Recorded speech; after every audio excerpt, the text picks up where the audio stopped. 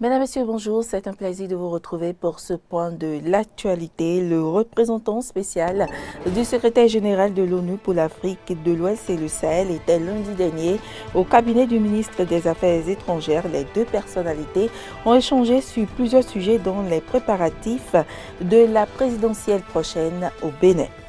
Séance d'échange des membres de l'association béninoise pour la promotion de la famille et les journalistes. L'objectif est d'amener les professionnels des médias à opter pour une nouvelle manière de sensibiliser sur les méfaits de l'avortement.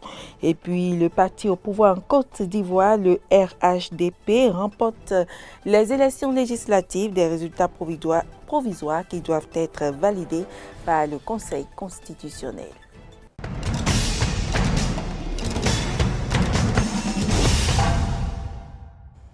Bienvenue à toutes et à tous. Le ministre porte-parole du gouvernement a accordé un entretien aux confrères de la télévision nationale à propos de l'arrestation de l'opposante béninoise Rekia Madougou déposée en prison le vendredi 5 mars 2021.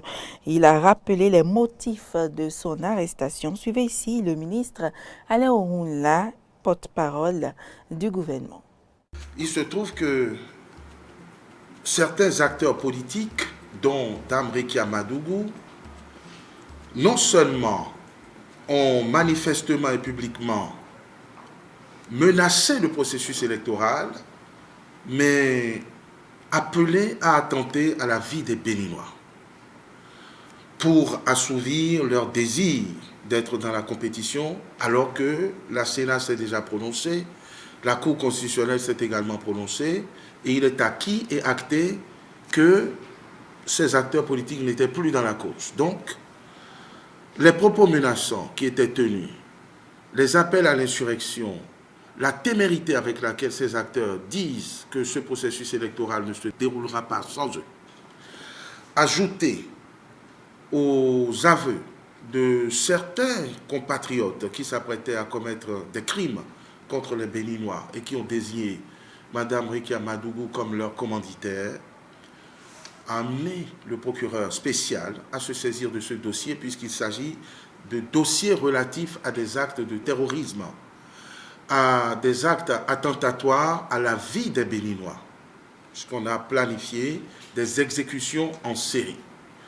Voilà ce qui justifie l'interpellation puis la mise sous mandat de dépôt de Mme Rekia Madougou, qui n'est pas dans la procédure pénale perçue comme un opposant, ce n'est pas le lieu d'exhiber sa qualité de mouvancier ou d'opposant, mais de mise en cause dans une infraction très grave de terrorisme, prévue et punie par les lois de la République, étayée par des aveux circonstanciés effectués par un certain colonel à la retraite et un autre collaborateur, vous les connaissez, il s'agit de Georges Saka, dont on a établi la proximité avec Dame Rekia Madougou et d'un colonel à la retraite, Mama Touré, qui ont admis avoir été approchés, avoir été payés pour exécuter des hommes politiques et créer une psychose dans le pays. Le gouvernement qui suit cette affaire avec la plus grande attention pour la protection des Béninoises et des Béninois et pour la sauvegarde d'un processus électoral que nous voulons paisible et apaisé, ce gouvernement se devait de ne pas laisser passer, puisque nous avons déjà averti et que nous avons été interpellés par l'attentat perpétré contre notre compatriote Ganiou Soglo et dont nous cherchons toujours à élucider les circonstances de sa commission. C'est pour ne pas avoir à déplorer une fois de plus de tels attentats qu'on a pris les devants et qu'on a voulu que les lois de la République soient respectées et que l'on prévienne suffisamment afin que jamais ça n'arrive des attentats contre le peuple béninois. Au cours de cet entretien, le porte-parole du gouvernement est revenu sur les différentes étapes d'une procédure pénale. On écoute Maître Alain Orunla. Est-ce que ceux qui parlent sont spécialistes de procédure pénale? Tous spécialistes de procédure pénale, je veux parler de magistrats, d'avocats, de policiers, tout spécialiste de procédure pénale sait que le parquet a la main. On n'est pas obligé d'adresser une convocation et on peut procéder à une interpellation directement. Il n'y a pas de convocation préalable. Surtout lorsque l'on est en matière de crime flagrant. Vous n'allez pas, lorsque vous avez surpris un voleur en train d'escalader un mur, lui dire « Monsieur le voleur, dans une semaine, je vous envoie une convocation pour venir vous expliquer. » Vous l'interpellez immédiatement. Les délais de garde à vue vont de 1 heure, c'est-à-dire 0 heure, 1 minute, à 8 jours. On n'est pas tenu de passer d'abord 8 jours en garde à vue avant d'être déposé. Dès lors que l'enquête établit qu'il y a des charges suffisantes pour que vous puissiez être mis en accusation, c'est-à-dire mis en cause, et compte tenu de la gravité de l'information, en l'occurrence, il s'agit d'une infraction très grave, c'est une infraction criminelle, c'est d'actes de terrorisme que l'on soupçonne d'Amrikia Madougou et ceux qui l'ont désigné. Et il est même dans l'intérêt de la personne mise en cause d'être mise à l'abri. C'est aussi ça le mandat de dépôt. Le mandat de dépôt, ce n'est pas une punition nécessairement. C'est une mesure privative de liberté qui est opportunément utilisée, soit pour empêcher le dépérissement des preuves, pour empêcher des concertations frauduleuses susceptibles de dénaturer les faits, la réalité des faits, l'enquête, ou c'est également une mesure qui est prise pour isoler les personnes impliquées, pour les empêcher évidemment de prendre la poudre d'escampette, mais aussi pour éviter que ces personnes subissent des agressions, des pressions de la part d'autres commanditaires ou co-commanditaires ou d'autres complices. Donc, c'est le parquet qui apprécie et qui demande ce placement sous mandat de dépôt. Et c'est un acte qui est posé après que les avocats aient été entendus par un juge indépendant, c'est-à-dire un juge qui n'est pas magistrat du parquet pour que vous veniez dire que c'est l'exécutif qui l'a fait. Et c'est ce qui s'est passé dans le cas de ce dossier où on ne dit pas que Mme Madougou est déjà coupable. Seule une juridiction de jugement pourra le dire quand l'enquête sera terminée, mais pour les nécessités et les besoins de l'enquête, et compte tenu de la gravité des infractions reprochées à Mme Madougou, des indices concordants que nous avons dans ce dossier, des indices matériels, cette procédure exige qu'elle soit déposée et c'est ce que les magistrats en toute liberté ont apprécié. Et toujours au sujet de cette arrestation, le ministre togolais des droits de l'homme, Christian Trimea, a réagi dans une interview à Africa Presse.Paris, publiée le dimanche 7 mars 2021, sur l'affaire relative à l'arrestation de l'opposante béninoise Rekia Madougou. Interrogé sur ces faits, le ministre a laissé entendre que cette affaire, je cite, relève de la politique intérieure du Bénin avec lequel le Togo se doit de garder de bonnes relations diplomatiques et amicales, les questions électorales étant des questions internes au Bénin. Le Togo ne saurait s'ingérer dans les préoccupations de politique intérieure d'un pays voisin ami. Fin de citation. Le ministre des Affaires étrangères et de la coopération a reçu en audience lundi le représentant spécial du secrétaire général de l'ONU pour l'Afrique de l'Ouest et le Sahel, Mohamed Ibn Chambas. En fin de mission, il est allé faire ses civilités au ministre. Les deux personnalités ont fait un tour d'horizon de la coopération et ont échangé sur la sécurité dans la sous-région, la situation sanitaire liée à la COVID-19, puis les préparatifs de la présidentielle au Bénin. Écoutez les deux personnalités au micro de Kano François Ngbele-Rinto et Romaric Derouchy. Depuis longtemps. Il était un collègue du système des Nations Unies, donc nous avons des relations très très étroites et nous apprécions beaucoup la manière dont il soutient le système des Nations Unies ici au Bénin. Nous avons également eu l'opportunité de faire un tour d'horizon de la situation dans la sous-région, situation sécuritaire, bien sûr, les menaces de pandémie, Corona 19 et aussi les préparatifs pour les élections ici au Bénin. Et les Nations Unies encouragent toujours le pays à bien préparer le déroulement des processus pour assurer des élections apaisées et crédibles. Dans un contexte où nous sommes menacés par des terroristes dans le Sahel, également même les pays côtiers, il faut assurer que nous pouvons rester dans la paix, dans la stabilité pour, n'est-ce pas, lutter contre les maladies, la pandémie à Corona-19 et aussi les défis de la pauvreté. Donc il est venu nous voir aujourd'hui pour une visite de revoir, mais je tenais à dire que les questions que nous avons abordées sont des questions de grand intérêt, non seulement pour notre pays, mais aussi pour la sous-région et sur le plan international. La chose la plus importante que je voudrais déclarer, c'est que le représentant spécial, Ibn Chambas, a marqué de manière fortement positive l'ensemble des pays de notre sous-région durant son mandat. Vous savez qu'avant de prendre cette responsabilité au niveau des Nations Unies, il a dirigé aussi la CEDEAO. On oublie cela souvent.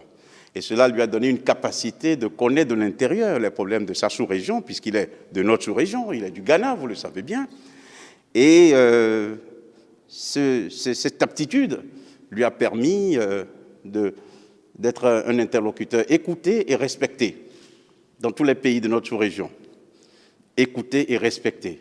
Je veux le dire, puisque lors de sa dernière visite, j'ai vu un certain nombre de choses qui m'ont fait sourire, mais pas sourire forcément agréablement. Donc, je voulais lui rendre un hommage. Je voudrais saluer son leadership, je voulais saluer le dévouement dont il a fait preuve durant cette mission et la manière dont il a travaillé avec notre pays. Il a su maintenir cette distance qu'il faut entre des partis dans le pays qui souvent ont des divergences, la majorité et l'opposition. Il a toujours rencontré tous les leaders des deux côtés et aidé à frayer un chemin qui, dans l'esprit des Nations Unies, sera préserver la paix et la sécurité, car c'est de cela qu'il s'agit. Au chapitre santé, séance d'échange des membres de l'association béninoise pour la promotion de la famille et les journalistes ce lundi au siège de l'institution. Objectif amener les hommes des médias à sensibiliser autrement le public sur l'avortement. Les détails avec Carole Oulaï. Orienter les journalistes sur l'importance de l'usage des langages non stigmatisants ou choquants dans le domaine de la santé sexuelle et de la reproduction en général et sur les questions d'avortement en particulier, c'est là le principal objectif de cette rencontre des journalistes lauréats du concours d'élaboration d'articles journalistiques sur l'avortement organisé l'an dernier par l'Association béninoise pour la promotion de la famille. Une initiative qui entre dans la concrétisation du projet « Sa santé, ses choix ». Cette séance de travail que nous aurons, qui va durer 2 jours, va porter précisément sur la capacitation des journalistes à élaborer des messages positifs dans un langage adapté aux droits en santé sexuelle et reproductive. Nous envisageons, à la suite de cet atelier, mettre en place un pool de journalistes champions qui sont mieux outillés dans la façon dont il faut formuler des messages de façon à ce que ça puisse répondre aux réalités dans la société et que ces messages soient basés sur des faits et non des mythes. À travers la qualité des articles de presse ou productions audiovisuelles, les participants à ces séances d'échange sur la thématique de l'avortement auront donc à amener les femmes, en dépit de ne pas éviter une grossesse non désirée, à ne point avoir recours à des pratiques d'avortement à risque afin de préserver leur vie. Le transport en commun dans la ville de Cotonou est une réalité. Les minibus, communément appelés Tokpa, circulent en grand nombre le long des artères. Malgré l'existence des gares routières, les conducteurs se créent d'autres lieux de stationnement au mépris des règles qui régissent le code de la route. La ville dispose-t-elle d'un plan de circulation sécurisé pour cette catégorie de transport en commun? Le plan est-il respecté? Élément de réponse dans ce reportage de Spéro Aoussinou, notre correspondant pigiste à Cotonou. De couleurs multiples et multiformes avec un coût relativement à la portée du citoyen lambda, les Tokpa desservent la ville de Cotonou et plusieurs localités environnantes. Élise, étudiante dans une université privée de la place, dit être abonnée à ce type de transport. Au marché de Tokpa, précisément dans la rue 4 Thérapie, sont stationnés ici plusieurs dizaines de véhicules Tokpa. Alain, conducteur, dit n'avoir connaissance d'aucun plan de circulation. Les incidents souvent enregistrés sont dus au système de freinage, défaillant et parfois à des envoûtements. Abraham Agboakounou, secrétaire général de l'Organisation des conducteurs de taxi ville des communes du Bénin, déplore l'absence de plan de circulation et de réglementation dans le secteur. Les véhicules de transport en commun, notamment les Tokpa, créent d'énormes dégâts dans la ville de Cotonou avec en moyenne 40 décès par an. À en croire d'Éric Deyonvi du Centre national de sécurité routière, le défaut de plan de circulation est tributaire à la municipalité. Nous avons enregistré 1199 interventions. Malheureusement, nous avons dénombré un total de 40 cas de décès, a fait savoir le capitaine Alban Nassara, commandant la compagnie départementale littorale des sapeurs-pompiers sur les statistiques liées aux accidents de la voie publique en 2020.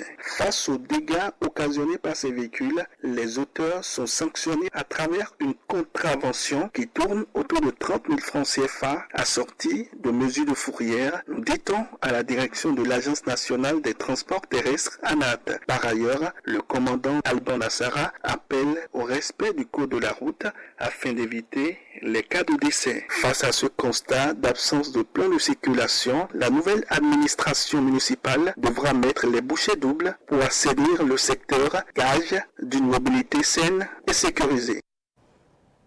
La situation de tension politique au Sénégal préoccupe les Sénégalais vivant au Bénin. Suite aux différents mouvements de tension, ils ont exprimé leur amertume, déception et ont surtout prié pour la paix, non seulement au Sénégal, mais aussi en Afrique. On écoute quelques-uns au micro de Kano François Rumbélirinton. Prie pour le Sénégal et j'envoie mes condoléances les plus attristées aux familles endeuillées. C'est une situation vraiment déplorable.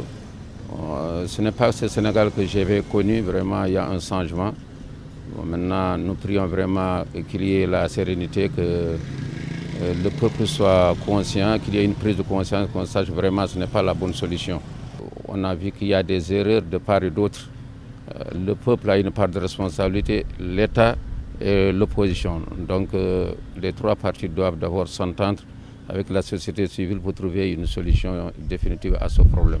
Sénégal, c'est un pays qu'on dit Sénégal, c'est la teranga. Donc aujourd'hui, les étiquettes, il est en train de gâter. Pourquoi? Les présidents qui sont là à cause de leur vraiment politique.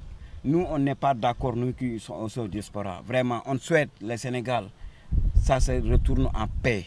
On souhaite notre Sénégal aujourd'hui, demain. Ce qu'on dit avant, le Sénégal serait au teranga. Aujourd'hui, on voulait attendre ça. Mais vraiment, on n'est pas trop d'accord avec ce qui s'est passé, notre président Macky Sall. On n'entendrait pas de cette image du Sénégal. On n'a pas l'habitude de ça. Le Sénégal ne connaît pas cette image.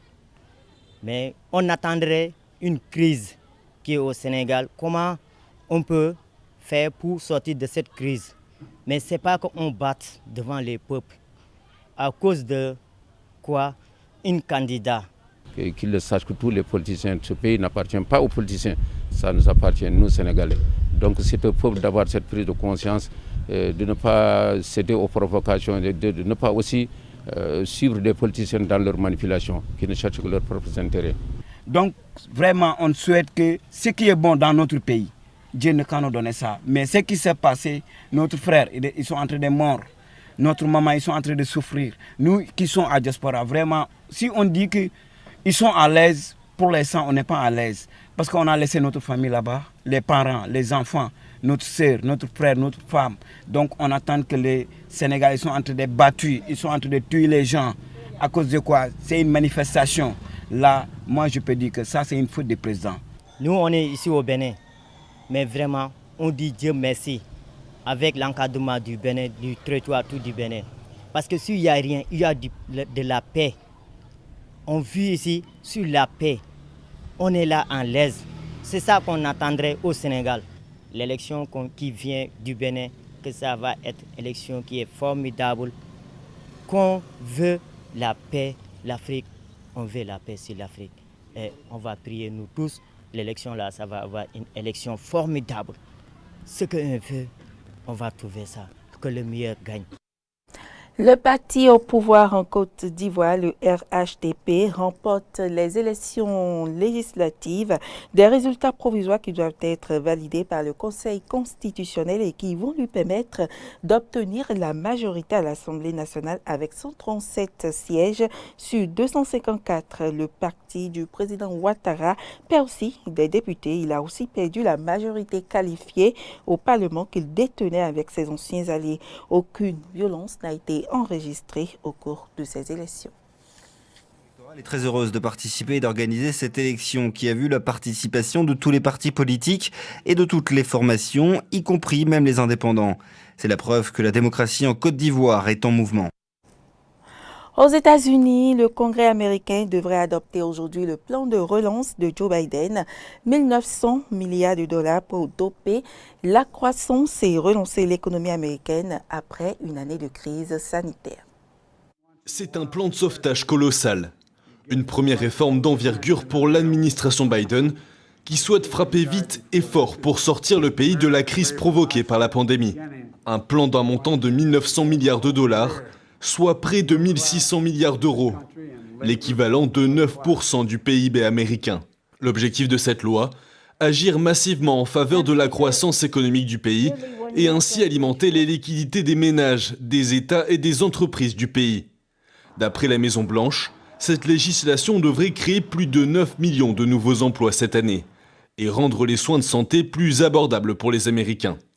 Les Républicains y voient des mesures qu'ils qualifient de gauchistes et dénoncent un endettement colossal avec ce plan de relance. Le texte, déjà adopté mardi soir en première lecture, devrait être approuvé grâce au vote des démocrates qui contrôlent la Chambre des représentants, malgré la fronde des Républicains. Il est difficile pour nous de comprendre comment les Républicains peuvent voter contre ce projet de loi, car il a un tel effet pour les électeurs. Nos élus sont bien conscients de cela, ainsi que de la valeur et de l'excellence intellectuelle de ce que contient la législation.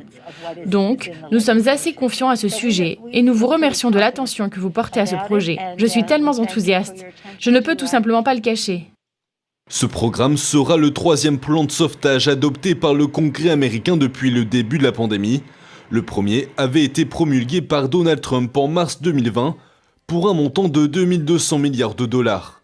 Le PIB américain s'était contracté de 3,5% l'année dernière, la pire année depuis la...